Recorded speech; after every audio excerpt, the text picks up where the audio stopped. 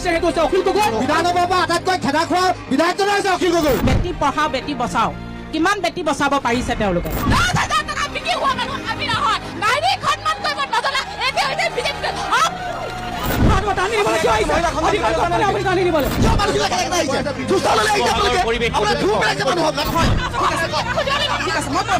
যদি বিধায়কজনে কাম কৰে তেতিয়া কয় যে বিধায়কে কৰা নাই চৰকাৰেহে কৰিছে। বিজেপি কাৰ্যকৰ্তা আজি আপোনালোকৰ টেলিভিছনৰ সন্মুখতে ধমকি দিছে। মুখ্যমন্ত্ৰী পদটোৰ মৰ্যাদা আছে, কিন্তু আমাৰ শিৱসাগৰ বিধায়কজনে কি বুলি কয় মই তেওঁক জাঙিয়া ফুটাই দিম। শিৱসাগৰৰ পৰা সমুখ সমৰ 2024 প্ৰথম খণ্ড। নমস্কাৰ, সমুখ সমৰ 2024 এই অনুষ্ঠানলৈ মই মস্মিকা আপোনালোক সকলোকে জনাইছো স্বাগতম। সমষ্টিয়ে আমাৰ টিম। আমি ইতিমধ্যে উজনিৰ বিভিন্ন সমষ্টিলৈ গৈছো, বিভিন্ন সমষ্টিৰ পৰ্যালোচনা কৰিছো, বিভিন্ন সমষ্টিৰ ভিতৰলৈ গৈ ৰাইজৰ মনৰ বতৰা আপোনালোকক দিবলৈ চেষ্টা কৰিছো। সমুখ সমৰ 2024 এই অনুষ্ঠানত আমি আজি উপস্থিত আছো ঐতিহ্যমণ্ডিত শিৱসাগৰ জিলাত। শিৱসাগৰ জিলাৰ 3টা সমষ্টি, উল্লেখনীয় এই 3টা সমষ্টিৰ আজি আমি আলোকপাত কৰিম, আজি আমি বিশ্লেষণ কৰিম। যিহেতু মাজত সময় কম, গতিকে প্ৰাৰ্থীয়ে যিধৰণে নিজা নিজা ৰণনীতি প্ৰস্তুত কৰিছে, ভোটাৰ ৰাইজৰ কাষ চাপিবলৈ চেষ্টা কৰিছে, ভোটাৰ ৰাইজৰ মনৰ আশা কি, মনোবাঞ্ছা কি, আশা কি, প্ৰত্যাশা কি, কি ক্ষোভ, কি অভিযোগ, কি পালে, কি হেৰুৱালে আৰু কি পাবলগীয়া আছে, সকলোখিনিক আজি আমি ইয়াত পৰ্যালোচনা কৰিম। শিৱসাগৰৰ বৰ্ডিং খেলপথাৰৰ পৰা সমুখ সমৰ 2024 আৰম্ভ কৰিব বিচাৰিছো। আজি মোৰ সৈতে পেনেলত উপস্থিত থকা অতিথিসকলক চিনাকি কৰি দিব বিচাৰিছো। আমাৰ সৈতে আজি বিজেপি দলৰ কৰ্মকৰ্তা আছে, কংগ্ৰেছ দলৰ কৰ্মকৰ্তা আছে, ৰাইজৰ দলৰ কৰ্মকৰ্তা আছে, প্ৰায় 10টাকৈ দল সংগঠনৰ কৰ্মী আছে, নতুন ভোটাৰ আছে। সকলোৱে আজি নিজৰ মনৰ কথা খোলাকৈ ক'ব সমুখ সমৰ 2024 এই অনুষ্ঠানৰ জৰিয়তে। গতিকে আহক আজি আমাৰ তৃতীয়টো অনুষ্ঠান শিৱসাগৰৰ পৰা। মই প্ৰথমে মোৰ পেনেলত উপস্থিত থকা বিজেপি দলৰ প্ৰতিনিধিগৰাকীক চিনাকি কৰি দিব বিচাৰিছো। বিশ্বজ্যোতি ভূঞা, আপোনাক স্বাগতম। মোৰ সৈতে উপস্থিত আছে কংগ্ৰেছ দলৰ প্ৰতিনিধি নজৰুল ইছলাম, আপোনাক স্বাগতম। মোৰ সৈতে উপস্থিত আছে ৰাইজৰ দলৰ প্ৰতিনিধি TN প্ৰাণ, আপোনাক স্বাগতম। নিৰপেক্ষ বিশ্লেষক শামছুল বাৰিক মোৰ অনুষ্ঠানত উপস্থিত আছে, শামছুল দা, আপোনাক স্বাগতম। আৰু সকলো ৰাইজক স্বাগতম জনাইছো। আৰম্ভ কৰিব বিচাৰিছো আমাৰ আজিৰ অনুষ্ঠান। প্ৰথমে মই বিজেপি দলৰ যিগৰাকী প্ৰতিনিধি বিশ্বজ্যোতি ভূঞা, তেওঁৰ পৰা আৰম্ভ কৰিব বিচাৰিছো। বিশ্বদা, হয়, নমস্কাৰ। কেনেকুৱা চলিছে নিৰ্বাচনী প্ৰচাৰ, কেনেকুৱা চলিছে, দলৰ কাম কাজ কেনেধৰণে চলিছে, ৰাইজৰ কাষলৈ নেতাই কেনেধৰণে গৈছে, সকলোখিনি আমি আজি আলোকপাত কৰিম। আৰু বিশেষকৈ শিৱসাগৰ সমষ্টিৰ এই 3টা সমষ্টিত, 3টাকৈ জিলাত, শিৱসাগৰ জিলাখন আমি জিলা ভিত্তিত যদি চাওঁ, কেৱল শিৱসাগৰ সমষ্টিয়ে নহয়, ডিমৌ, নাজৰা এই 3টা সমষ্টিত যোৱা কাৰ্যকালত কেনেধৰণে কাম হ'ল আৰু এইবাৰ বিজেপি দলৰ নতুন এজেণ্ডা কি হ'ব? বিজেপি দলৰ নতুন এজেণ্ডা বুলিবলৈ নাই। বিজেপি দলৰ মূল এজেণ্ডাটো হৈছে উন্নয়ন, সমবিকাশ আৰু সম উন্নয়ন। আৰু সেইমতেই সমগ্ৰ অসমত অসম চৰকাৰে, কেন্দ্ৰীয় চৰকাৰে কাম কৰি গৈছে। আমাৰ লক্ষ্য আৰু উদ্দেশ্য এটাই হৈছে সবকা সাথ, সবকা বিকাশ, সবকা বিশ্বাস, সবকা প্ৰয়াস। সেই নীতিৰে কাম হৈ আছে। আজিৰ দিনত প্ৰত্যেকটো জিলাখনৰ প্ৰত্যেকটো চুকে কোণে চৰকাৰে যিটো স্তৰত কাম কৰিব লাগে সেইটো স্তৰত উন্নয়নমুখী জয়যাত্ৰা অব্যাহত কৰি গৈ আছে। আৰু সামগ্ৰিকভাৱে যদি আপুনি লক্ষ্য কৰে, সমগ্ৰ অসমত প্ৰত্যেকটো স্তৰত, শিক্ষাৰ ক্ষেত্ৰৰ পৰা স্বাস্থ্য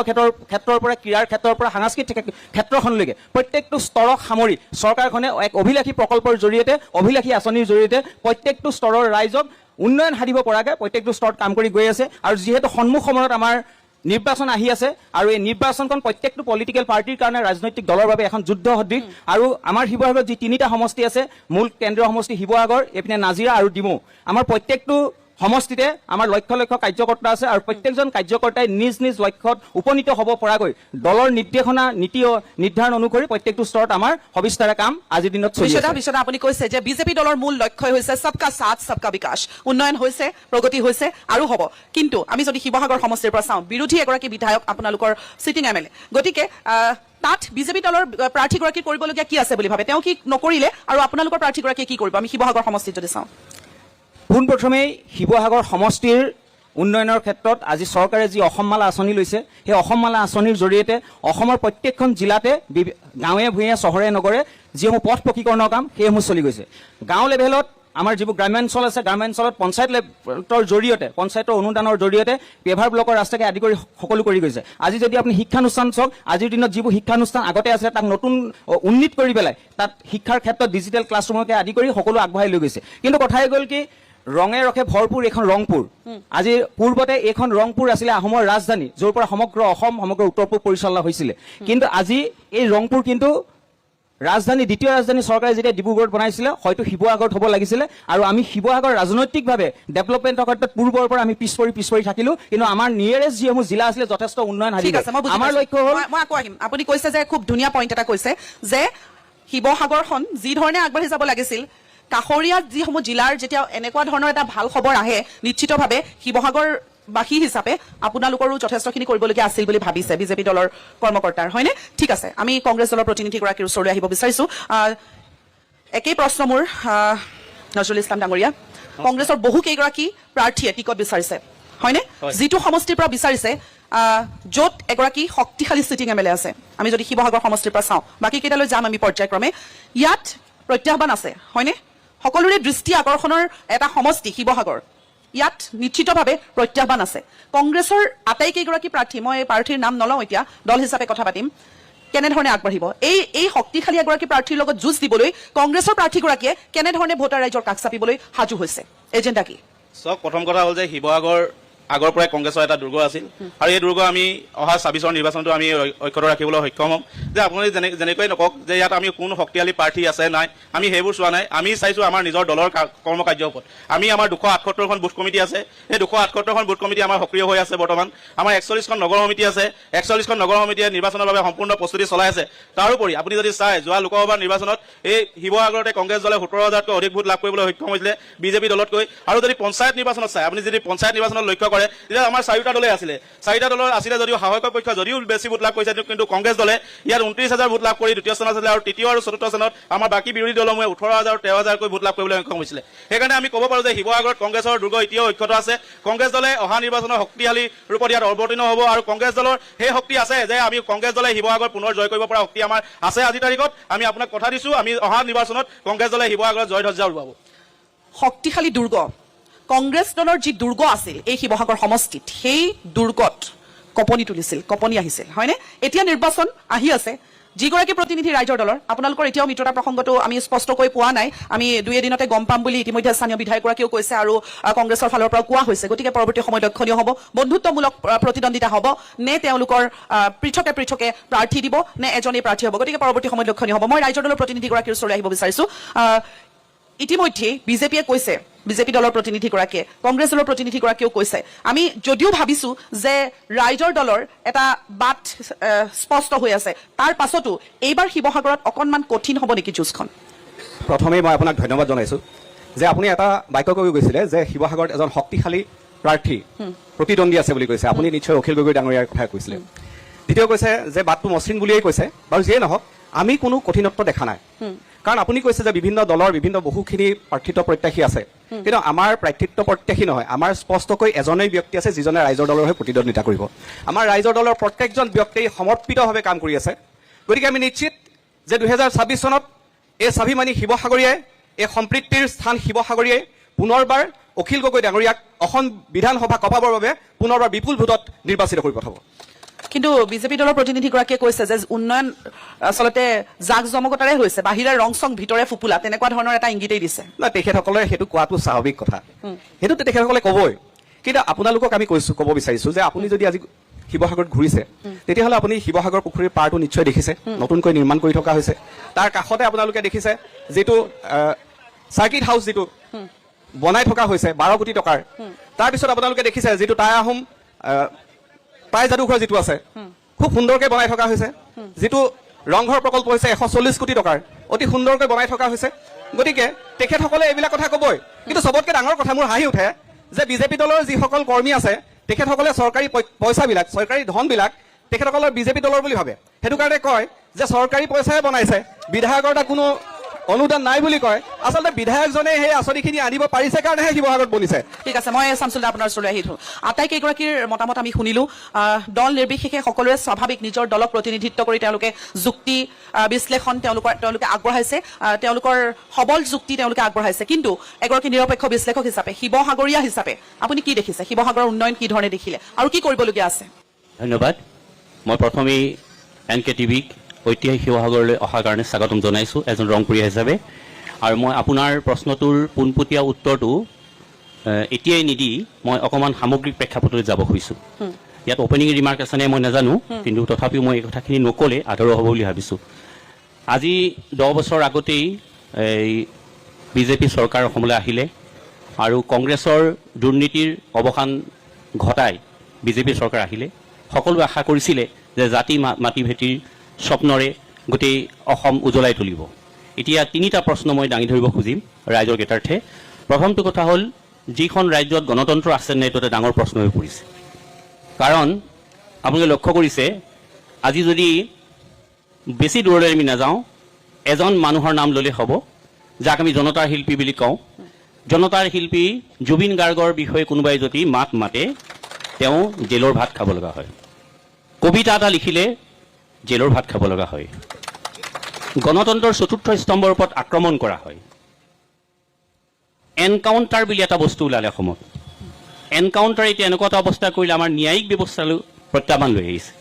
আমাৰ ৰাজ্যৰ যি ন্যায়িক ব্যৱস্থা আছে, ন্যায়িক ব্যৱস্থা থকা নথকা অৰ্থ নোহোৱা হ'ল। তাৰ পিছৰ প্ৰশ্নটো মোৰ উত্থাপন কৰিব খুজিছোঁ যে শিৱসাগৰখন এখন খিলঞ্জীয়া জিলা বুলি ক'লেও ভুল নহয়। খিলঞ্জীয়া জিলা বুলি কৈ আমি ভাল পাওঁ আৰু অসমৰ অস্তিত্ব ৰক্ষা আন্দোলনৰ পৰা আদি কৰি যিমানবিলাক জাতীয় স্বাৰ্থ ৰক্ষা আন্দোলন শিৱসাগৰৰ পৰা নেতৃত্ব আৰম্ভ হৈছে। কিন্তু শিৱসাগৰত খিলঞ্জীয়া বুলি কেনেকৈ ক'ব? শিৱসাগৰত বৰ্তমান খিলঞ্জীয়া মানুহৰ নাম ভোটৰ পৰা কৰ্তন হৈছে। শিৱসাগৰৰ বীৰ সন্তান ঐতিহাসিক শৰাইঘাট ৰণক নিৰ্দিষ্ট মাত্ৰা প্ৰদান কৰা, যাৰ অনুপস্থিতিয়ে হয়তো অসমৰ জনগাঁথনিয়ে সলনি কৰি দিলেহেঁতেন, সেইজন আন কোনো নহয় ঐতিহাসিক অসমীয়া বীৰ পুৰুষ বাঘ হাজৰিকা। এই চৰকাৰখন প্ৰথম ক্ষমতালৈ আহোঁতে মাননীয় সেই সময়ৰ মুখ্যমন্ত্ৰী সৰ্বানন্দ সোণোৱাল ডাঙৰীয়াই ইয়াৰ প্ৰাসংগিকতা আছে বুলি কৈছিলে। তেখেতে বিধানসভাত কৈছিলে যে বাঘ হাজৰিকাৰ প্ৰাসংগিকতা আছে, বাঘ হাজৰিকাৰ স্মৃতি সংৰক্ষণ কৰিব লাগে। কিন্তু বৰ্তমানৰ মুখ্যমন্ত্ৰীজনে বাঘ হাজৰিকা অবান্তৰ বুলি কৈছে, অবাস্তৱ বুলি কৈছে। এজন খিলঞ্জীয়া মুখ্যমন্ত্ৰী হৈ এজন খিলঞ্জীয়া বিধায়ক অবাস্তৱ বুলি কৈছে। ইয়াতকৈ কি লাগে? শিৱসাগৰত সৰহভাগ সময় ছৈয়দ আজান পীৰে বসবাস কৰিছিলে। আমি যদি ইতিহাসৰ পৃষ্ঠা মেলি চাওঁ তেতিয়া দেখিবলৈ পাম যে প্ৰতাপ সিংহৰ ৰাজত্বকালত স্বৰ্গদেউ প্ৰতাপ সিংহই শৰাগুৰি চাপৰিত তেখেতক স্থান দিছিলে, বসবাস কৰাৰ সুযোগ দিছিলে আৰু তাৰ পৰাই তেখেতে সমন্বয় বাৰ্তা কঢ়িয়াই নিছিলে। যিখন আচলতে শংকৰ আজানৰ দেশত আমি বাস কৰিছো, শাসক পক্ষই ক'ব বিচাৰিছে, মুখ্যমন্ত্ৰীগৰাকীয়ে ক'ব বিচাৰিছে যে নাই শংকৰ মাধৱৰ দেশতহে আমি আছো, হয়নে? আপুনি সেই কথা ক'ব বিচাৰিছে? সেই কথাৰ লগতে যোগ কৰিব খুজিম। ঠিক আছে দাদা, মই আকৌ আহিম। আমি এটা বিৰতিলৈ যাব লাগিব। আমাৰ যুক্তি বাক বিতণ্ডা অব্যাহত থাকিব। আমাৰ বিভিন্ন দল সংগঠনৰ প্ৰতিনিধি আছে, দলৰ কৰ্মকৰ্তাসকল আছে, নতুন ভোটাৰসকল আছে, সকলোৰে মনৰ বতৰা আমি ল'বলৈ চেষ্টা কৰিম। সমূহ সময় 2026 এই অনুষ্ঠানত খন্তেক সময়ৰ বাণিজ্যিক বিৰতি লৈছো, উভতি আহিছো খন্তেক বিৰতিৰ পাছত। আমি পেনেলৰ ডিছকাশ্যন আমাৰ চলি থাকিব। আমি অকণমান আগবাঢ়ি যাব বিচাৰিম। আমাৰ যিহেতু বিভিন্ন দলৰ প্ৰতিনিধিসকল আছে, আমি তেওঁলোকৰ কাষলৈ পৰ্যায়ক্ৰমে যাবলৈ চেষ্টা কৰিম। দল সংগঠনৰ কৰ্মকৰ্তাসকল আছে, বিজেপি দলৰ প্ৰতিনিধি আছে। মই অকণমান ৰাইজৰ দলৰ প্ৰতিনিধিগৰাকীয়ে কথা কৈ থাকোঁতে তেওঁলোকৰ অকণমান দেখিছিলো যে তেওঁলোকে একচেপ্ট কৰিবলৈ দিগদাৰ পাইছে ৰাইজৰ দলৰ প্ৰতিনিধি কেইগৰাকীৰ কথা, হয়নে? বিজেপি দলৰ কৰ্মকৰ্তা আপুনি অকণমান আপোনাৰ ধন্যবাদ জনাইছোঁ। সমসাময়িক অনুষ্ঠান যোগেদি আমাৰ গোটেই সমষ্টিবিলাকৰ আপোনালোকে যিটো বিশ্লেষণ কৰিবলৈ আহিছে, সঁচাকৈ ইয়াত এটা বিশ্লেষণাত্মক এটা কথা হওক, য'ত আৱেগিক কথাবিলাক নহয়, বিবেকিক কথাবিলাক হওক। কথাটো হ'ল কি, তেখেতৰ কথা এষাৰ মোৰ পটককৈ মনলৈ আহিলে। তাৰমানে কি হ'ল, বিজেপি চৰকাৰে তেখেতসকলৰ টকাবিলাক, মানে বিজেপি চৰকাৰৰ টকাবিলাক তেখেতসকলৰ নিজৰ টকা বুলি ভাবে নেকি, কথাষাৰ তেখেতে ক'ব বিচাৰিছে। এই কথাষাৰ হাত ধৰিয়ে কওঁ, এই চৰকাৰৰ যে টকাবিলাক যে বিজেপি চৰকাৰৰ হয় নেকি যে ক'বৰ কাৰণে এটা অনুভৱ আজি যে মানুহৰ মাজত হৈ আহিছে যে, সেই কথাটোৱে মই ক'ব বিচাৰিছোঁ। আগতেও দেখোন চৰকাৰবিলাক আছিলে, তেতিয়া কিন্তু এই চৰকাৰবিলাকৰ টকাবিলাকত গৈছিলে। আজি বিজেপি চৰকাৰ যে ইমান সুন্দৰকৈ যে ৰাস্তা পদূলি বনাইছে, স্কুল কলেজ বনাইছে, ঘৰ বনাইছে, আজিহে অনুভৱ কৰিব পাৰিলে যে টকাবিলাক যে প্ৰকৃততে ৰাইজৰ কাৰণে আহিব লাগে। বেলেগ চৰকাৰৰ দিনত কিন্তু এইবিলাক অহা নাছিলে, তেতিয়া টকাবিলাক পকেটত গৈছিলে। তেতিয়া ৰাইজৰ দলৰ টকাবিলাকৰ আজি দিনত যিমানখিনি কৰিব লাগে তাৰে আধা কৰিছে, আধা নকৰাকৈ তেওঁলোকে আধা টকা পকেটত নিছে নেকি, সেইটো আমাৰ ডাঙৰ প্ৰশ্ন। ধন্যবাদ। বিজেপিৰ আমাৰ ককাইদেউজনক মই এটা কথা ক'ব বিচাৰিছোঁ, ইয়াৰ আগত ৰাইজৰ দলৰ চৰকাৰ নাছিল, ৰাইজৰ দলৰ বিধায়ক নাছিলেই। মই সেইটো ক'ব বিচৰা নাই, মই ক'ব বিচাৰিছোঁ অনুভৱটো। মানুহৰ মাজত এটা অনুভৱ আনিছে, মানুহৰ মাজত এটা অনুভৱ আনি দিব পাৰিছে, পইচাটো যে চৰকাৰৰ সকলোৱে কাৰণে দিয়া, সেই কথাটোৱে মই ক'ব বিচাৰিছোঁ। দ্বিতীয় কথাটো, আমি পূৰ্বৰ চৰকাৰে পূৰ্বৰ বিধায়কসকলে কি কি কৰিছিলে আমি ক'বলৈ নাযাওঁ, কিন্তু আমাৰ ওচৰত সম্পূৰ্ণ তথ্য আছে বিধায়ক ডাঙৰীয়া কি কি কৰিছে। ইয়াৰ কাগজ অখিল গগৈ ডাঙৰীয়াই এই 5 বছৰ সময়ত তেওঁ শিৱসাগৰ জিলাৰ বিষয়ে, শিৱসাগৰ সমষ্টিৰ বিষয়ে কি ক'লে আপুনি ক'ব পাৰিবনে? তেওঁ কেৱল বিধানসভাত অকল শিৱসাগৰ সামগ্ৰিক উন্নয়নৰ কথা বাদ দি কেৱল বিধানসভাৰ এটা অৰাজক পৰিস্থিতি সৃষ্টি কৰি লগতে কেৱল এটা জাতিক লৈ তেওঁ ৰাজনীতি খেলৰ আপুনি শিৱসাগৰ বায়ু মাটিৰ কথা আপুনি নেজানে শিৱসাগৰ সামগ্ৰিক উন্নয়নৰ কথা আপুনি ক'ব নোৱাৰে আপুনি শিৱসাগৰ বায়ু পানীৰ কথা যেতিয়া আজি কিছুদিন আগতে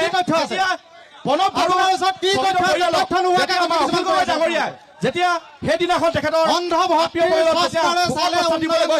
একেদিনাখন ভিক্টৰ দাসৰ লগৰ নিচিনা এজন লোকৰ লগত ফেচবুক যিটো দেখিছো না অসমবাসীয়ে দেখিছে সেইটো অসমবাসীয়ে দেখিছে আমি শিৱসাগৰ হিচাপে লাজ পাইছো আমি আমি শিৱসাগৰ আপোনালোকে নিজে কাক লগত নেতা হিচাপে লৈ আগবাঢ়ি ফুৰিছে সেইটো কথা আপুনি চাওক মই এইটো প্ৰসংগত মোৰো সুধিবলগীয়া প্ৰশ্ন আছে যে শিৱসাগৰৰ স্থানীয় বিধায়ক হিচাপে অখিল গগৈ ডাঙৰীয়াৰ যিটো আচলতে এগৰাকী বিধায়কৰ থাকিব লাগে হয়নে সেই বিধায়কগৰাকীয়ে সমষ্টিৰ কাৰণে আপোনালোকে কৈছে বা বিধায়কগৰাকীয়ে কৈছে যে সমষ্টিৰ কাৰণে যথেষ্টখিনি কাম কৰিছে তাৰ মাজত এই যে ভিক্টৰ দাসৰ প্ৰসংগ উত্থাপন হৈছে অকণমান সেই বিষয়ে আপোনালোকৰ তেখেতে স্পষ্টীকৰণ দিছে আচলতে বিজেপি যিগৰাকী বিষয়ববীয়া এই প্ৰশ্নটো উত্থাপন কৰিছে তেওঁ আচলতে লাজ পাব লাগিছিলে কথাটো সুধিবলৈ কাৰণ কেলে তেওঁলোকে দিনে ৰাতিয়ে যিজন ব্যক্তিৰ লগত ঘূৰি ফুৰে সেই ব্যক্তিজনৰ নাম শুনিলে আগতে শিৱসাগৰত মানুহ ঘৰৰ পৰা ওলাই নাহে মানুহে ভয় কৰে সেই মানুহজনক দেখিলে তেওঁক কিজনী দেখা পায় মোক দেখিলে ঘৰৰ পৰা চুচৰাই নি ৰাতিৰ ভিতৰত নাইকিয়া কৰি দিব তেনেকুৱা এজন মানুহৰ লগত তেওঁলোক ৰাতিপুৱাৰ পৰা ঘূৰি ফুৰে আৰু এটা কথা আপোনাক কওঁ আজি শিৱসাগৰ সমষ্টিটোত বিৰোধী বিধায়ক অখিল গগৈ ডাঙৰীয়া থকাৰ কাৰণে অন্তত আহোম ৰাজত্বৰ 600 বছৰীয়া ৰাজত্বৰ যিবোৰ কীৰ্তিচিহ্ন আছে এই কীৰ্তিচিহ্নসমূহ সুৰক্ষিত হৈ আছে নহলে তেওঁলোকে কেতিয়াবা বিক্ৰী কৰি দিলেহেঁতেন যিজন ব্যক্তিৰ কথা কৈ আছে এই শিৱসাগৰ সমষ্টিটো আচলতে এই অখিল গগৈ ডাঙৰীয়া ইয়াৰ পৰা বিধায়ক হোৱাটো তেওঁৰ কাৰণে এটা সুযোগ হ'ল কিন্তু ঐতিহাসিক শিৱসাগৰ সমষ্টিটো এৰি চৰকাৰে কেতিয়াও চিন্তা নকৰে চৰকাৰে দায়বদ্ধতাৰে শিৱসাগৰৰ কাৰণে কাম কৰি আছে অখিল গগৈ যদিও বিৰোধী বিধায়ক তথাপিও শিৱসাগৰৰ কাৰণে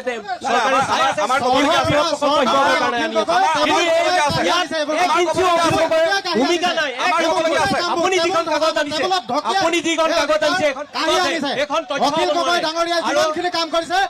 শিৱসাগৰৰ যিজন মানুহৰ লগত ঘূৰি থাকে বুলি এষাৰ কথা ক'লে শিৱসাগৰ যিজন মানুহৰ ঘূৰি থাকে বুলি এষাৰ ৰাজ্য দলৰ প্ৰতিনিধিসকলে ক'ব বিচাৰিছে সেই তেখেতসকলৰ সেই কথাষাৰ মনৰ কথা নে জনসাধাৰণৰ মনৰ কথা সেই কথাষাৰ মই চালি তেখেতসকলৰ মনৰ কথা নে জনসাধাৰণৰ আমি জনাত গোটেই জনসাধাৰণৰ ভিতৰত কিন্তু তেখেতৰ নামটো যথেষ্টখিনি আমি চৰ্চাত অহা বুলি আমি অনুভৱ কৰিব পাৰিছো আৰু তেখেতে যদি দায়িত্ব টিকেট পাই তেতিয়াহ'লে তেখেতে জিকাৰ সম্ভাৱনা আছে আপোনালোকে আলোচনাটোতে ভিক্টৰ দাস অমুক তমুক কৰি আছে আচল কথাটো হ'ব লাগিছিলে কি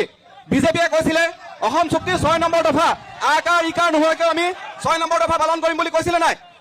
নে নাই 2014 চনৰ 16 মেৰ পিছত অসমৰ পৰা সকলো বাংলাদেশী তালি টোপোলা পানী যাব লাগিব বুলি কৈছিলে নাই আপোনালোকে অমিত শ্বাহ অসমৰ বানপানী নিয়ন্ত্ৰণ কৰিবৰ কাৰণে পুখুৰী খান্দিম বুলি কৈছিলে মই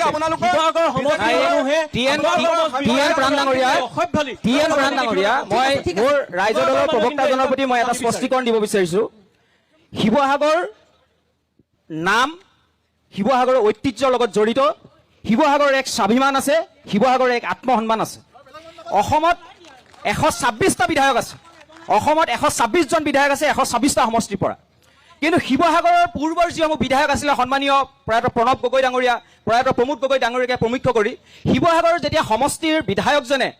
বিধানসভাত পদাৰ্পণ কৰে শিৱসাগৰ সমষ্টিৰ বিধায়কজনৰ এটা স্বাভিমান এটা আত্মসন্মান থাকে আৰু তেওঁ সকলোৱে সন্মান আৰু সমীহৰ চকুৰে চায় তেওঁ যি দলৰে নহওক যি দলক প্ৰতিনিধিত্ব কৰক যি সংস্কৃতি প্ৰতিনিধিত্ব নকৰক আজিও শিৱসাগৰৰ পৰা বিধায়ক হৈ অখিল গগৈ যেতিয়া নিৰ্বাচিত হৈ গৈছে জনসাধাৰণৰ তেওঁ জনপ্ৰতিনিধি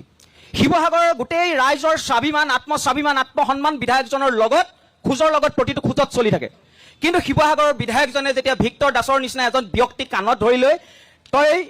ভূপেন বৰাক কিমান বেয়াকে গালি পাৰিব পাৰ ক মই আছো তই ক আৰু সেই সময়ত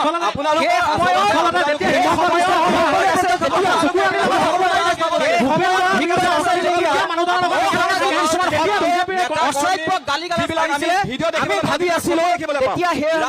সন্মানীয় বিধায়ক অখিল গগৈ ডাঙৰীয়াই এবাৰ হ'লেও ক'ব যে মই শিৱসাগৰৰ প্ৰতিনিধিত্ব কৰিছো যিখন শিৱসাগৰৰ পৰা 11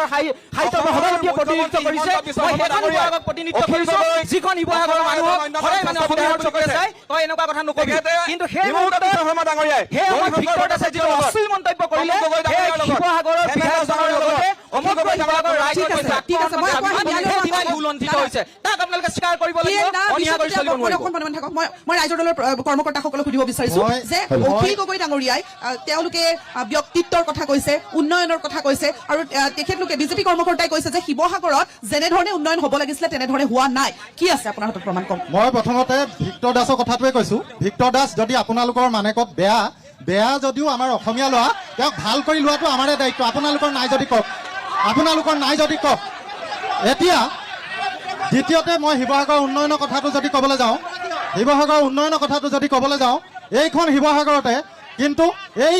আপোনাৰ যি ষ্টেডিয়াম 50 কোটি টকাৰ বনি আছে 140 কোটি টকাৰ ৰংঘৰ প্ৰকল্প বনি আছে 12 কোটি 50 লাখ টকাৰ ষ্টেডিয়ামখন কেতিয়া হৈছিলে ষ্টেডিয়ামখনৰ কামৰ শুভাৰম্ভ কেতিয়া হৈছিল আপুনি এইটো কৈ দিয়ক ঢলাশদিয়া দলংখন কোনে উদ্বোধন কৰিছিলে এবছৰ কাৰ্যকালত যোনে ইয়াত বিধায়ক হৈ থাকিব তেওঁ কৰ্তৃত্বতে যাব আৰু এটা কথা কওঁ আপোনালোকে যে অখিল গগৈৰ বিৰুদ্ধে ইমান একো কাম নাই কৰে কৰি আছে আপোনালোকক ইয়াৰ তাতে কওঁ আচলতে আপোনালোকে মুখ্যমন্ত্ৰীক নামানে মুখ্যমন্ত্ৰীয়ে অসম বিধানসভাত স্বীকৃতি দিছে অখিল গগৈ ডাঙৰীয়াই শিৱসাগৰ ভাল কাম কৰিছে আৰু এবাৰ শিৱসাগৰৰ পৰা বিধায়ক হিচাপে অখিল গগৈ ডাঙৰীয়াক লাগে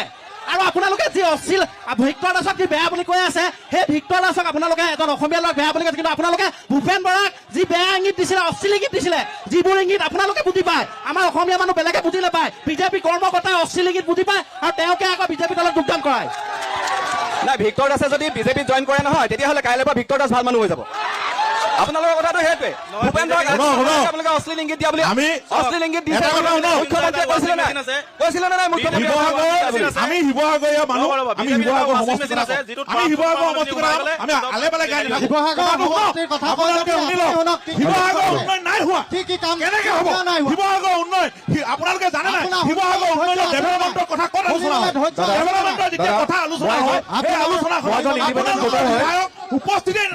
যেতিয়া আলোচনা হয় যেতিয়া প্ৰশাসনৰ কথা আলোচনা হ'ব তেতিয়া আপোনালোকৰ বিধায়ক উপস্থিত নাথাকে এই ডেভেলপমেণ্টৰ যিবিলাক কথা বতৰা আলোচনা হয় তাত আপোনালোকৰ বিধায়ক আপোনালোকৰ প্ৰতিনিধি থাকিব উন্নয়নৰ কথা বতৰা হয় তাত উপস্থিত থাকি শিৱসাগৰ সমষ্টি উন্নয়ন কৰিব লাগিব আপোনালোকৰ সেই পুৰণা কেছেট বাদ দিয়ক ৰংগ আমি আনিলো আমুক আনিলো সেইবোৰ আপোনালোকে নাই আনা আমি জানো কোনে আনিছে শিৱসাগৰ জিলাৰ উন্নয়নটো যে শিৱসাগৰ প্ৰশাসনত নহয় বিধানসভাটো এনে বহে আপোনালোকে নাজানে নেকি অনুসূচিত জাতি ছাত্ৰ সন্থাৰ পৰশমণি দাস আছে পৰশমণি দাস ঠিক আছে ৰাজনৈতিক দলৰ যুক্তিযুক্ত চলি থাকিব যুক্তিবাদ চলি থাকিব দল সংগঠনৰ কৰ্মী হিচাপে উত্তৰপ্ৰোতভাৱে শিৱসাগৰৰ লগত প্ৰতিটো ক্ষেত্ৰত জড়িত হৈ থকা ব্যক্তি হিচাপে কি দেখিছে সঁচাকৈ উন্নয়ন হৈছে নে এইসমূহ যুক্তিৰ কিমান সত্যতা আছে চাওক আচলতে কথা কোৱাৰ আগতে মই এটা কথা ক'ব খুজিছোঁ ইয়াত ঐতিহ্যৰ কথা ক'লে শিৱসাগৰ ৰংপুৰ কিবা কিবি ঢেৰ কথা ক'লে শিৱসাগৰ মানুহৰ মৰ্যাদা আছে আত্মসন্মান আছে ঢেৰ কিবা কিবি ক'লে কিন্তু মই দেখা পাইছোঁ যে ইয়াত আচলতে এই ৰাজনৈতিক দলবিলাকে সিটোৱে গালৈ বোকা ছুটি আৰু সিটোৱে সিটোৰ কাৰণে কামোৰা কামুৰি কাৰবাৰটো কৰিবলৈ আহিছে এইটো অত্যন্ত শিৱসাগৰবাসীৰ কাৰণে আচলতে লাজ লগা কথা শিৱসাগৰবাসীৰ কাৰণে এইটো অত্যন্ত এটা লাজ লগা কথা মই সমান্তৰালকৈ আৰু এটা কথা ক'ব খুজিছোঁ যে এই যে কৈ আছে মই বাৰে বাৰে দেখিছোঁ যে যদি কিবা ভাল কাম এটা হৈছে তেতিয়া সেই কৃতিত্বটো দুইটাত লৈ ল'ব বিচাৰে বিজেপিয়ে কয় সেইটো আমি কৰিছোঁ ৰাইজৰ দলে কয় সেইটো আমি কৰিছোঁ আৰু যদি কিবা বেয়া কাম এটা কৰিছে তেতিয়াহ'লে বিজেপিয়ে কৈছে নাই সেইটো অখিল গগৈয়ে বেয়া কাম কৰিছে আৰু অখিল গগৈ পাৰ্টিটোৱে ক'ব নাই সেইটো বিজেপি দলে বেয়া কাম কৰিছে গণতান্ত্ৰিক দেশ এখনত থাকি এই অগণতান্ত্ৰিক কথাবিলাক কিয় কয়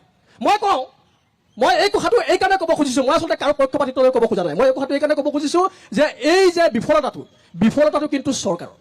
কাৰণ এতিয়া আপুনি সফলতা দেখিছে নে বিফলতা দেখিছে শিৱসাগৰ সমষ্টিয়ে হওক ডিমৌ হওক নাজিৰা হওক ইয়াত কি দেখিছে সফলতা দেখিছে নে আপুনি বিফলতা এটা অৰাজনৈতিক দলৰ সংগঠন হিচাপে এটা প্ৰেছাৰ গ্ৰুপ হিচাপে আমি কওঁ যে যিমানবোৰ আচলতে হ'ব লাগে উন্নয়ন সেই উন্নয়নবিলাক অসমত হোৱা নাই ঠিক আছে মই আকৌ আহিম মোৰ লগত দল সংগঠনৰ একাংশ কৰ্মী আছে ৰাইজৰ দলৰ কৰ্মী আছে আকৌ আহিম অভিনৱ আছে দল সংগঠনৰ একাংশ কৰ্মী আছে অভিনৱ কি হৈছে সঁচাকৈ শিৱসাগৰ ডিমৌ নাজিৰা তিনিওটা সমষ্টিত উন্নয়ন হৈছে নে নাই প্ৰথমে স্বাগতম জনাইছোঁ NK টিভিক আৰু মস্তিকা বা যিহেতু শিৱসাগৰ ছোৱালী তুমি সকলো বিষয়ে জানাই শিৱসাগৰত 1 নম্বৰতে উন্নয়ন হোৱা নাই সেইটো স্পষ্ট কথা দিম আৰু মই ৰাইজৰ দল বা কংগ্ৰেছ বা বিজেপিক ক'বলৈ যোৱা নাই এজন নিৰপেক্ষ আচলতে যুৱক হিচাপে শিৱসাগৰ সমষ্টিটো ডিমৌ হওক শিৱসাগৰ হওক আমগুৰি হওক ঘূৰিছোঁ আৰু ঘূৰি দেখিছোঁ উন্নয়ন একেবাৰে হোৱা নাই প্ৰথম কথাটো আহিব শিৱসাগৰত ৰ'ব শিৱসাগৰত আমাক প্ৰথম এটা এয়াৰপৰ্ট লাগিছিলে শ বিভাগ গেজিং মাটি পৰি আছে সেই গেজিং মাটি যদি দেখুৱাব লাগে আমি দেখুৱাম আপোনালোকে হাঁচত যাওক আজি অখিল গগৈয়ে এটা সময়ত সেই গেজিং মাটিখিনি চাইছিলেগৈ কিন্তু আজিও সংৰক্ষণ নকৰিলে তাততো এটা এয়াৰপৰ্ট বহাব পাৰে বানমুখত আছে গেজিং মাটি বিজেপি চৰকাৰক কৈছোঁ সেই মাটিখিনিতো আপোনালোকে বিধায়ক নাই বিজেপি চৰকাৰৰ ইয়াত বিধায়ক নাই 15 বছৰ কংগ্ৰেছে খালে কিন্তু শ বিঘা গেজিং মাটি পৰি আছে নিবনুৱা ল'ৰা এটাই চাকৰি কৰিবলৈ গুৱাহাটীলৈ যায় বা কেৰেলালৈ যায় কিন্তু শিৱসাগৰত কৰ্মসংস্থাপনৰ কাৰণে এটা প্ৰাইভেট কোম্পানী নাই শিৱসাগৰখনত কিমান দুখৰ বিষয় আজি বিজেপি চৰকাৰখনে আনিলে নে ৰাইজৰ দলে আনিলে কিন্তু কোনো পধ্যত শিৱসাগৰত এটা ভাল কোম্পানী নাই আছে মাত্ৰ ONGCটো লুটি পুটি শিৱসাগৰখনৰ সকলোৱে খালে আৰু ONGCটো বাহিৰে শিৱসাগৰত ভাল এটা কোম্পানী নাই আৰু ইয়াৰ পিছতে শিৱসাগৰৰ আচলতে উন্নয়নৰ ক্ষেত্ৰত ৰাস্তা পদূলি গাঁৱৰ ভিতৰত যাওক শিৱসাগৰত আচলতে গাঁৱৰ ভিতৰত যাওক ৰাস্তা পদূলি একেবাৰে থুকৈ গছ ক'ৰবাত উন্নয়ন হৈছে আজি যোৰহাট ডিব্ৰুগড় যেনেকৈ উন্নয়ন হ'ল শিৱসাগৰৰ উন্নয়ন একেবাৰে পিছ পৰি আছে ঠিক আছে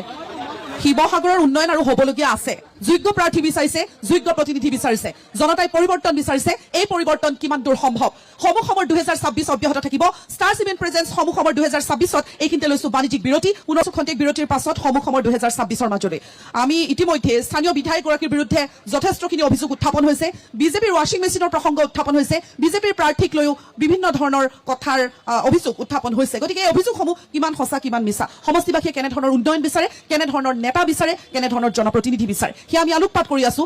সমূহ সময় 2026ৰ জৰিয়তে একাংশ মহিলা লোক আছে দলৰ কৰ্মী উপস্থিত আছে সেই মহিলা আচলতে ৰাজনৈতিক দলৰ নেতা বা নেত্ৰী কথা আমি যদি বাদ দিওঁ কৰ্মী যদি আমি বাদ দিওঁ এগৰাকী মহিলা হিচাপে যদি আমি সুধো শিৱসাগৰ সমষ্টিত এগৰাকী মহিলাই যিহেতু চৰকাৰখনে মহিলাক এইবাৰ যথেষ্ট যোৱা কাৰ্যকালৰ পৰা বা প্ৰতিটো টাৰ্মতে দেখিবলৈ পোৱা গৈছে বা অতি শেহতীয়াকৈ মুখ্যমন্ত্ৰীগৰাকীয়ে মহিলা ভোটাৰক যথেষ্টখিনি প্ৰাধান্য দিয়া দেখিবলৈ পোৱা গৈছে গতিকে এই ক্ষেত্ৰত বিজেপি দলৰ কৰ্মী হিচাপে বা এগৰাকী মহিলা হিচাপে মহিলাৰ মনৰ বতৰা ল'বলৈ চেষ্টা কৰিম কওক বাইদেউ শিৱসাগৰ সমষ্টিত আপুনি শিৱসাগৰ সমষ্টিত কেনে ধৰণৰ উন্নয়ন হৈছে মহিলাৰ উন্নয়নৰ ক্ষেত্ৰত কেনে ধৰণে কাম হৈছে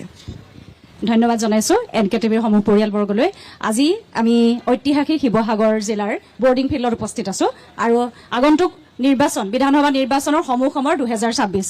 আমি এতিয়া পাতি আছো ঐতিহাসিক শিৱসাগৰৰ কথা হয়নে আমাৰ শিৱসাগৰত বিশেষকৈ আমাৰ শিৱসাগৰ জিলাত তিনিটা সমষ্টি আছে শিৱসাগৰ ডিমৌ আৰু নাজিৰা এতিয়া আমি যিহেতু উন্নয়নৰ কথা পাতিছো মই সেইকাৰণে ক'ব বিচাৰিছো যে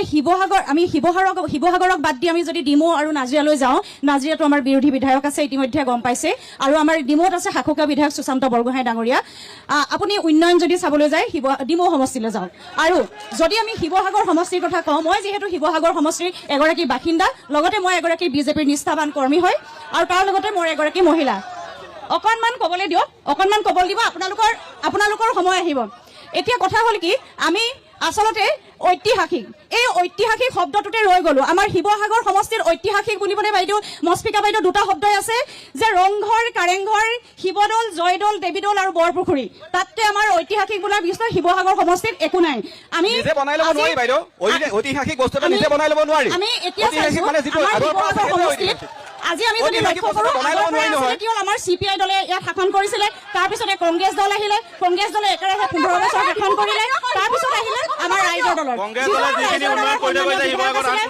ৰাইজৰ দলৰ যিজন বিধায়ক আছে সেই বিধায়কজনে কি আনিলে আপোনালোকে নাজানে 2001 চনৰ আগতে শিৱসাগৰত কি অৱস্থা আছিল মই ক'ব পাৰো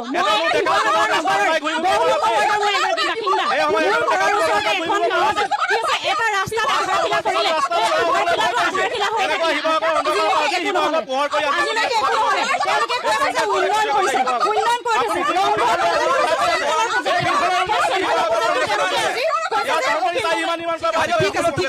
হ'ব এটা গুৰুত্বপূৰ্ণ কথা বাইদেৱে উল্লেখ কৰিছে যে মাইকটো ক'ত আছে এটা গুৰুত্বপূৰ্ণ কথা বাইদেৱে উল্লেখ কৰিছে অনুষ্ঠানলৈ আহি আপোনালোকে তেনেকুৱা নকৰিব সৰহসংখ্যক মানুহ আনি কমচে কম মৰ্যাদাটো ধৰি ৰাখক মৰ্যাদাটো ধৰি ৰাখক মই সুধিব বিচাৰিছো যে প্ৰকৃততে মৰ্যাদাটো ধৰি ৰাখক এখন কংগ্ৰেছৰ নীতি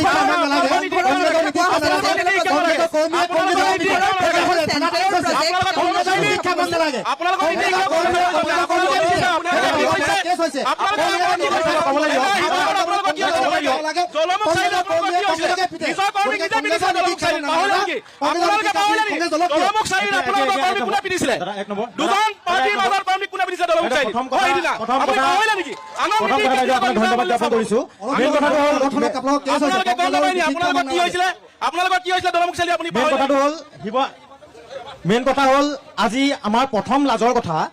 আপোনালোকে যিখন বেনাৰ বনাইছে তাত 3টা সমষ্টিৰ নামে বৰ্তমান আছে শিৱসাগৰ নাজিৰা আৰু ডিমৌ দুখৰ বিষয় যে 21লৈকে যে এই 4টা সমষ্টি আছিলে, আমগুৰিওতো যে ইনক্লুডিং আছিলে, সেই আমগুৰি সমষ্টিটো কোনে নাইকিয়া কৰিলে, কিন্তু তাৰ নৈতিক দায়িত্ব কোনেও স্বীকাৰ নকৰে। প্ৰথম কথা, যেতিয়া আমগুৰি সমষ্টিটো কৰ্তন হৈছিলে, কৰ্তন হোৱাৰ আগত 21ত যেতিয়া প্ৰতিভা হাজৰিকা ডাঙৰীয়া তেওঁলোকৰ বিজেপি আৰু এজিপি মিত্ৰজোঁট হৈ যেতিয়া প্ৰতিভা হাজৰিকা ডাঙৰীয়া প্ৰতিদ্বন্দ্বিতা কৰিছিলে, সেই আমগুৰি সমষ্টিত হিমন্ত বিশ্ব শৰ্মাই সেই ঘোষণা কৰিছিলে আমগুৰি যিখন অসামৰিক চিকিৎসালয় আছে তাত 300খন বিচনাযুক্ত চিকিৎসালয় হিচাপে পৰিণত কৰিব। আজি যদি আপুনি চাবলৈ যায় তেনেহ'লে আপোনাক এটাই ক'ব লাগিব, ফফৌ বেঙেনা বুলি ক'ব লাগিব, তাৰ বাহিৰে তাত একো নাই। আজি যদি আমি ক'বলৈ যাওঁ, প্ৰতিভা হাজৰিকাই আমগুৰি সমষ্টি সেই অংশটোলৈ আনিছিল এখন পাৱাৰ প্ৰজেক্ট। আজি এই পাৱাৰ প্ৰজেক্টত কিমান খিলঞ্জীয়া আৰু অসমীয়া ভূমিপত্ৰই তাত কাম কৰি আছে, সেইটো প্ৰথমতে চাবলগীয়া কথা। আজি যদি আপুনি ক'বলৈ যায়, আমগুৰি অঞ্চলটোত এটা আই বি আছিলে, আই বিটোৰ কাৰণে 7 কোটি টকা হিমন্ত বিশ্ব শৰ্মাই ঘোষণা কৰি থৈ গৈছিল। হিমন্ত বিশ্ব শৰ্মাই 7 কোটি টকা কাৰ পকেটত সোমালে আমাৰ প্ৰশ্ন উদয় হয়। আজি আমাক এইটো কাৰণেই লাগিব, কাৰণ আজি আমগুৰি সমষ্টিৰ নাম ইয়াত এইবাবে থাকিব লাগিছিল যে 26লৈকে আমগুৰি সমষ্টিটো জীৱিত আছে। গতিকে আমি আমগুৰি সমষ্টিৰ বাসিন্দা হিচাপে আমগুৰি সমষ্টি কৰ্তন হোৱাত আমি এজন ঘাটমাউৰা হিচাপে আজি পৰিগণিত হৈছে। এইবাবে ঘাটমাউৰা হিচাপে পৰিগণিত হৈছো, তাত না বিজেপিয়ে কাম কৰিবলৈ যায়, না তাত এজিপিয়ে কাম কৰিবলৈ যায় সমষ্টিটোত, না অখিল গগৈ ডাঙৰীয়াক তাত কাম কৰিবলৈ দিয়ে। আমি এজন উঠীয়া প্ৰজন্ম যুৱক হিচাপে তথা ৰাইজৰ দলৰ এজন সক্ৰিয় কৰ্মী হিচাপে এটা কথা আমি ক'বলৈ পাৰো, যেতিয়া আমগুৰি সমষ্টিটো কৰ্তন হৈছিল, তেতিয়া চিঞৰ-বাখৰ যদি কৰিছিল, সদনৰ মাজত যদি মাতবোল কৰিছিল, সদনত যদি আমগুৰি অঞ্চলত যদি প্ৰতিবাদ কৰিছিল, তেনেহ'লে সেইজনে এজন নেতা, সেইজনে হ'ল অখিল গগৈ ডাঙৰীয়া। গতিকেলৈ আমি এটা কথা স্পষ্ট, বিজেপিয়ে যেনেকৈ এটা ঐতিহাসিক আমগুৰি সমষ্টি খালে, ঠিক তেনেকৈ আমি এই শিৱসাগৰ সমষ্টিটো খাবৰ বাবে আমি তেখেতলোকক এই শিৱসাগৰ সমষ্টিটো যাবলৈ নিদিওঁ। আৰু তেখেতক আমি এটা কথা জনাই দিব বিচাৰিছো, যেনেকৈ আমগুৰি সমষ্টিটো বিজেপিয়ে খালে, তেনেকৈ বিজেপিক আমি শিৱসাগৰ সমষ্টিটো খাবলৈ নিদিওঁ। সেয়ে পুনৰ অখিল গগৈ ডাঙৰীয়া শিৱসাগৰ বিপুল ভোটত জয়যুক্ত হ'ব। ধন্যবাদ। জয় অসম, ৰাইজৰ দল জিন্দাবাদ। অখিল গগৈ যদি আমগুৰি সমষ্টিৰ কাৰণে ইমান লাগিছিল, আমগুৰি সমষ্টিৰ পুনৰ নিৰ্ধাৰণটো আজৰি অনা বিধায়কজনে সেইটো কামনো কিয় কৰিব নোৱাৰিলে? যিটো কাম আপোনালোকৰ যিজন মিত্ৰজোঁটৰ বিধায়ক, আপোনালোকৰ যিজন বিধায়ক, সেই বিধায়কজনে কয় অখিল গগৈ যেতিয়া কথা ক'বলৈ যায়, তেতিয়া আপোনালোকে ছাগলীৰ উপৰি ৰূপচুটি কৰ্মী আৰু প্ৰতিভা হাজৰিকাই কয় মই যেতিয়া আছো আপুনি মাতিবলৈ কোন, তেনেকৈ কৈছিলে। হয় নে নহয়? আপুনি চাই ল'ব, আপুনি চাই ল'ব।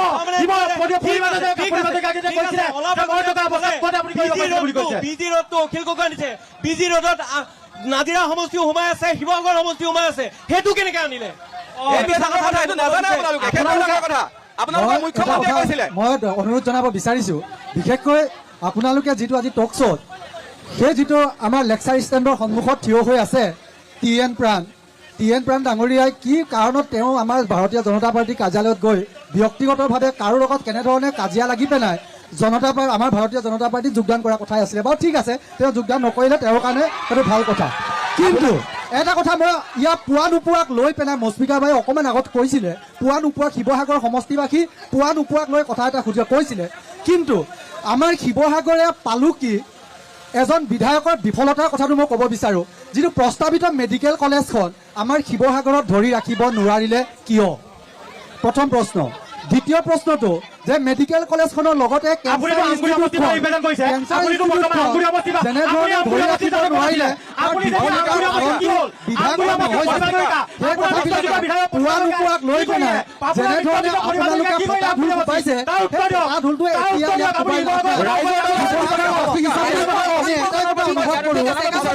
আমি ঐতিহ্যমণ্ডিত শিৱসাগৰ বুলি আমি কৈছো। অখিল গগৈ একো পাবলৈ নৱপ্ৰজন্মৰ যেনেধৰণে তেওঁলোকে আপোনালোকৰ কৰাৰ বিশেষকে শিৱসাগৰ সমষ্টিত বিভিন্ন ক্ষেত্ৰখনত আমাৰ উন্নয়নটো একেবাৰে স্থবিৰ হৈ আছে। উন্নয়ন স্থবিৰ হৈছে বুলি কৈছে। আৰু টি এন দা, এটা অভিযোগ উত্থাপন হৈছে যে আপুনি বিজেপি দলৰ কাৰ্যালয়লৈ গৈছিল বুলি কৈছে, মাৰপিটৰ এক অভিযোগ উত্থাপন কৰিছে। মাৰপিটৰ কোনো অভিযোগ নহয়, আচলতে মাৰপিটৰ কথা নহয়। ইয়াত বহি থকা বেছিভাগ বিজেপিয়ে মোৰ খুব ভাল বন্ধু, এতিয়াৰ পৰা বহুত পুৰণা চিনাকি। এতিয়া কথা হ'ল কি, শুনিব, কিছুমান ৰাজনৈতিক কৌশল থাকে। আজি মই এইটো ৰিভেল কৰিছো, বহুতে মোক সুধিছিলে। তেখেতসকলৰ অফিচলৈ গৈয়ে মই গম পালো তেখেতসকলৰ কেৰণটো ক'ত হৈ আছে, কেইজনে চিপৰাং মাৰিব, কেইজনে 2 নম্বৰ কৰিব। তেখেতসকলৰ কাৰ্যালয়ত গৈ তেখেতসকলৰ কাৰ্যালয়ৰ মানুহৰ পৰা আমি লৈ আহিছো। গতিকে ৰাজনীতি কৰিবলৈ ৰাজনীতি কৰিব লাগিব। মইতো বিজেপি দললৈ যোৱা নাই, যাবলৈ বিচৰা হ'লে গুচি যাব পাৰিলোহেঁতেন। গতিকে এনেকুৱা ধৰণৰ কথা নক'ব। প্ৰথম কথা, ৰাইজৰ দলত আছো, ৰাইজৰ দলৰ যি স্বাভিমান আছে, সেই স্বাভিমানী অসমীয়াখিনিয়ে ৰাইজৰ দল ঠিক আছে। মোৰ লগত একাংশ নতুন ভোটাৰ আছে। নতুন ভোটাৰে এক নিৰ্ণায়ক ভূমিকা প্ৰতিটো আচলতে টাৰ্মতে, প্ৰতিটো কাৰ্যকালতেই গুৰুত্বপূৰ্ণ এক ভূমিকা পালন কৰে। নতুন ভোটাৰৰ নতুন চিন্তাধাৰাৰে নতুন পৰিকল্পনাৰে সমাজখন সমষ্টি ৰাজ্যখনক আগুৱাই লৈ যোৱাত এক গুৰুত্বপূৰ্ণ ভূমিকা গ্ৰহণ কৰিব পাৰে নতুন ভোটাৰৰ মনৰ বতৰা ল'বলৈ আমি চেষ্টা কৰিম কওকচোন শিৱসাগৰবাসী হিচাপে শিৱসাগৰৰ অলপমান আগত তেখেত নতুন ভোটাৰ নহয় বাইদেউ কোনে ক'ব? তেখেত নতুন ভোটাৰ নহয় নতুন ভোটাৰ এইকেইটা তেওঁলোকে ক'ব ঠিক আছে মই অকণমান এওঁৰ পৰা জানি লওঁ নতুন ভোটাৰ তেওঁ নহয় তেওঁ বহুত পুৰণা ঠিক আছে মই এখেতৰ অকণমান প্ৰতিক্ৰিয়া লওঁ তাৰপাছত আমি নতুন ভোটাৰলৈ যাম কৈ লওক। ভাল লাগিলে প্ৰথম অৱস্থাতে আপোনালোকে ব্লেমটো দিলে মই ভাল পালো খালি আপোনালোকৰ বিধায়কজনক অকমান শিষ্টাচাৰ শিকাব জালিয়া বুলি যে কৈছিলে চিদুল কাষ্টৰ মানুহক সেইটো অকমান শিষ্টাচাৰ শিকাব অখিল গগৈ কথাটো শুনি লওক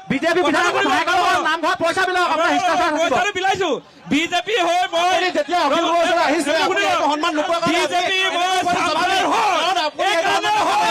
অখিল গগৈ নিদিয়ে অখিল গগৈ 125টা বিধায়কৰ মূৰটো চুবাই পিনে অখিল গগৈ অকল বে কৰি থাকে অখিল গগৈ ভোটটো ট্ৰেন্সফাৰ কৰিলে নাই অখিল গগৈ নিজৰ ভোটটো এই সমষ্টিটো ট্ৰেন্সফাৰ কৰিলে নাই অখিল গগৈ চিদুল কাষ্টৰ মানুহক যে মাপ যে সুধিছিলে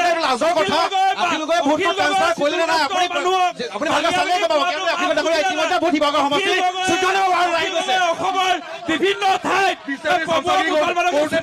ঘূৰি যে ফুৰিলে অখিল গগৈ ঘূৰি ফুৰিলে অখিল গগৈ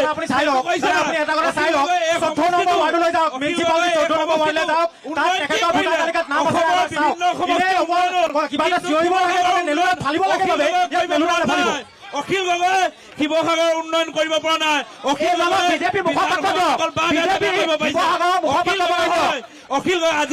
আজি বিজেপি চামচাই চাকৰি দিছে বিজেপি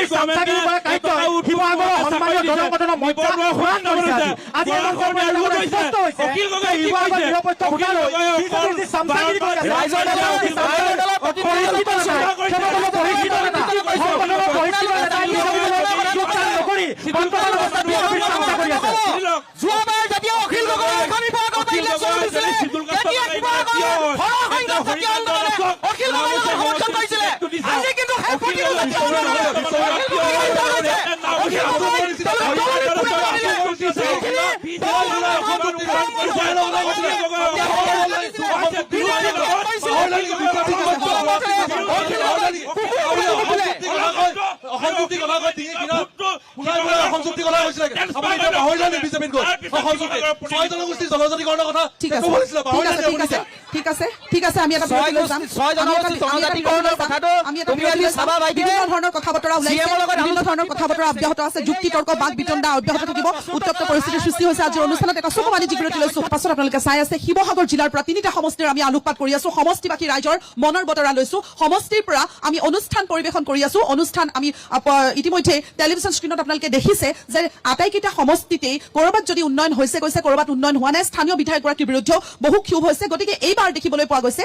প্ৰতিষ্ঠান বিৰোধী ঢৌৰ যে মুখামুখি হ'ব সেয়া এক প্ৰকাৰ নিশ্চিত হৈছে মই কিছু নতুন ভোটাৰ আছে মই আকৌ বেছি দীঘলীয়া নকৰো নতুন ভোটাৰৰ মনৰ বতৰা ল'বলৈ চেষ্টা কৰিম এইবাৰ নিৰ্বাচনত তেওঁলোকে কেনেধৰণৰ ভূমিকা পালন কৰিব বা তেওঁলোকে কেনেধৰণৰ নেতা বিচাৰে হয় প্ৰথমেতো NKTV প্লাছক ধন্যবাদ জ্ঞাপন কৰিছো এক মঞ্চ আমাক প্ৰদান কৰাৰ বাবে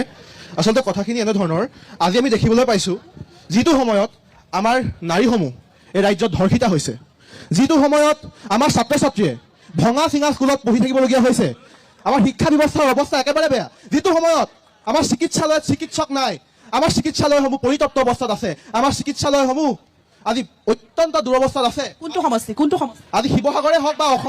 অসমৰ প্ৰেক্ষাপটত শিৱসাগৰতো আছে ডিমৌতো আছে নাজিৰাতো আছে আজি সেইটো সময়ত আমি কাজিয়া কৰি আছো আজি ডিমৌ সমষ্টিত আজি ডিমৌ সমষ্টিত এটা হাইৱে আছে এই হাইৱেটো আজিলৈকে এতিয়ালৈকে বনোৱাই হোৱা নাই আমি যেতিয়া ডিমৌ সমষ্টিলৈ যাওঁ আমি দেখোঁ যে ভঙা চিঙা সেইটো সেই ৰাস্তাটো ভঙা চিঙা আজি শিৱসাগৰ সমষ্টিত আজি আপোনালোকে কথা দিব নিদিয়ে আমাৰ নতুন ভোটাৰক আমাৰ বিজেপি মানুহখিনিয়ে কিয় দবাবলৈ বিচাৰি আছে আমাক ক'বলৈ দিয়ক আমাক কিয় ধমকি দিছে আমাৰ ছাত্ৰ ছাত্ৰীক কিয় ধমকি দিছে আমাৰ নিজৰ অনুভৱ প্ৰকাশ কৰিব দিয়ক। তুমি নতুন ভোটাৰ নহয় বাইদেউ, তোমাক এইখিনি ৰাইজৰ দলৰ হৈ কৈ থকা দেখিছো, ডাইৰেক্ট ৰাইজৰ দল বুলি কোৱা। আপোনাক যদি লাগে মোৰ আধাৰ কাৰ্ডখন তুমি আধাৰ কাৰ্ড, হৈছে তোমাৰ আধাৰ কাৰ্ড, তুমি কোৱা তুমি নতুন ভোটাৰ হয়, তুমি নতুনকে ভোট দিবলৈ পাইছা, কিন্তু এইখিনি আজি তোমাৰ পৰিৱেশ পৰিস্থিতি হৈছে। টকশ্ব ভাইটি চোৱা, টকশ্ব শেষ হোৱাৰ পিছত তুমি এজ এ নতুন ভোটাৰ কোৱা, তোমাৰ কোৱাৰ অধিকাৰ আছে, তুমি কোৱা, কিন্তু তুমি এইটো প্ৰতিষ্ঠান নকৰিবা যে তুমি এটা নতুন ভোটাৰ, কাৰণ টকশ্ব শেষ হোৱাৰ পিছত তুমি ৰাইজৰ দল হৈ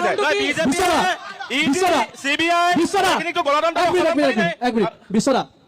এই ল'ৰাজন ৰাইজৰ দলৰ হওক কওক বা বিজেপিৰ হৈ কওক, তেখেতৰ সেইটো স্বাধীনতা হয়। নতুন ভোটাৰ হিচাপে স্বাধীনতা হয়, মই সেই মন্তব্য নকৰিব।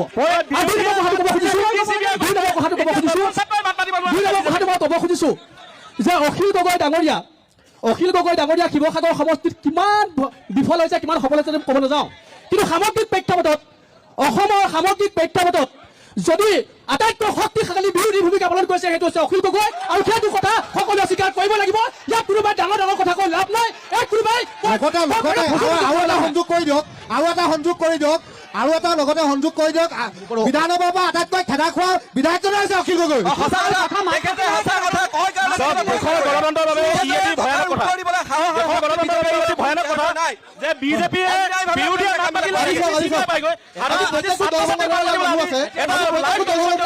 মানুহ আছে আজি শিৱসাগৰত এনেকুৱা এটা পৰিস্থিতিৰ সৃষ্টি হৈছে যিটো সময়ত আমি নিজৰ কথা আমি নিশ্চয় ক'ব নোৱাৰো, আমাক ধমকি দিয়া হয়, আমাক বিজেপি কাৰ্যকৰ্তা আজি আপোনালোকৰ টেলিভিছনৰ সন্মুখতে ধমকি দিছে। তেতিয়াহ'লে ভাবক যদি বিজেপিৰ প্ৰতিনিধি আজি যদি বৈঠক হয় তেন্তে আমাৰ ছাত্ৰ সমাজ আজি কি অৱস্থা হ'ব। ভাইটিলৈ আমি নতুন ভোটাৰ হিচাপে শুভেচ্ছা জনাইছো। তোমাৰ নিমখ বিশ্লেষণটো হ'ব লাগে। তোমাক বিজেপি কৰ্মকৰ্তাৰ শুভেচ্ছা জনাইছে, কোনো বিজেপি কৰ্মকৰ্তা তোমাক বেয়াকৈ কোৱা নাই। তুমি ভুলকে ব্যাখ্যা ভুলকৈ ব্যাখ্যাটো নকৰিবা। তুমি ডিমৌ সমষ্টিলৈ আহিবা, উন্নয়নৰ গতিধাৰাটো আমি দেখাই দিম। ডিমৌ সমষ্টিত আজিৰ তুমি কৈ আছা যিটো আমাৰ নেশ্যনেল হাইৱে কথা কৈ আছা, নেশ্যনেল হাইৱেটো এতিয়া বৰ্তমান নিৰ্মাণ অৱস্থাত আছে, আৰু দুমাহৰ পিছত মই তোমাক নিমন্ত্ৰণ জনাম। তাতে কিমান নেশ্যনেল হাইৱেটো 7 বাৰ দি টেণ্ডাৰ হ'ল, নেশ্যনেল হাইৱেটো 7 বাৰ দি টেণ্ডাৰ হ'ল।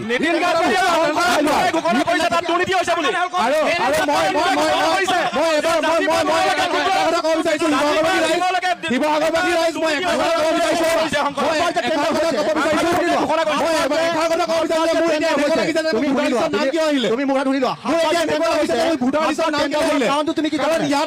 ইয়াত আহি পিনি প্ৰত্যেকটো দল সংগঠনৰ অকল এটাই মত দেখিছো, আপকাৰিত চমৎকাৰ হামকাৰিত বলাৎকাৰ, অকল এইটোৱে চলি আছে অথনিৰ পৰা। আৰু দুই নম্বৰ কথা ইয়াত ঐতিহাসিক শিৱসাগৰৰ কথা ক'লে, আৰু 2 মিনিটৰ আগত আমি শৰাইঘাটৰ যুদ্ধও দেখিলো, 2 মিনিটৰ আগত শৰাইঘাটৰ যুদ্ধও দেখিলো। আৰু তাৰ লগতে মই ইয়াৰ আগৰ যিটো টক শ্ব', সেই টক শ্ব'টো কৈছিলো, আৰু এতিয়াও কম, দেৱকান্ত বৰুৱাদেৱৰ এটা কবিতাত আছিলে যে মন্ত্ৰিত্ব যাৰ শেষ কল্পনা, এছেম্বলি যাৰ আশা, সি কি বুজিব সেই বীৰ তোমাৰ ৰণদুৰ্মত ভাষা। নহয় আপোনালোকে কয় ৰংঘৰৰ কথা কৈছিলে, যি জনাৰ ৰংঘৰ ৰাতিপুৱা হলে বাছ ষ্টেণ্ড, গধূলিত চাহ আড্ডা, আৰু একেবাৰে ৰাতি সময়ত মদৰ ভাতি হয়। সেই ৰংঘৰটোত যদি বিৰোধী পক্ষৰ, সেই সমষ্টিটোৰ বিৰোধী পক্ষৰ এজন বিধায়ক আছে বুলি বিজেপিৰ দলে যদি কোনো পাত্তা নিদিয়ে তেনেহ'লে কেনেকে হ'ব? গুৰুত্বই দিয়া নাই। শিৱসাগৰ উন্নয়নৰ কথা বৰকৈ কৈ থকা হৈছে। আমি যে বহি থকা এই বৰ্ডিং খেলপথাৰৰ বাউণ্ডেৰীটোৰ পৰা আদি কৰি এইখিনি উন্নয়ন আমাৰ দেখাই দিয়ে। এইখিনি প্ৰমাণ হৈছে কিমান শিৱসাগৰ উন্নয়ন হৈছে। পেনেললৈ যাম, মই নতুন ভোটাৰৰ মতামত লৈ আছো, যিহেতু অকণমান শুনক তেওঁলোকে কি কয়।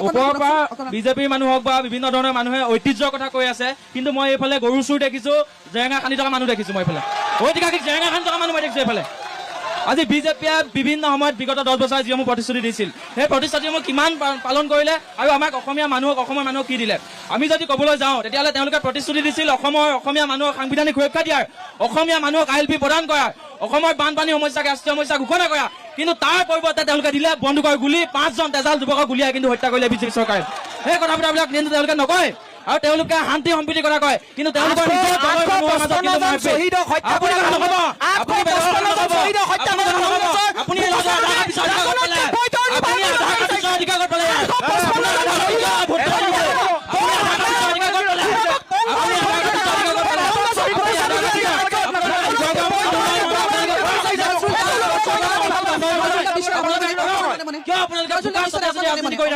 আপোনালোকে ইটোৱে সিটোক খোৱা কাম কৰে, আৰু ইয়াত সাধাৰণ মানুহ বিপদত পৰিব লগা হয়। সাধাৰণ মানুহক আপোনালোকে ধমকি দিয়ে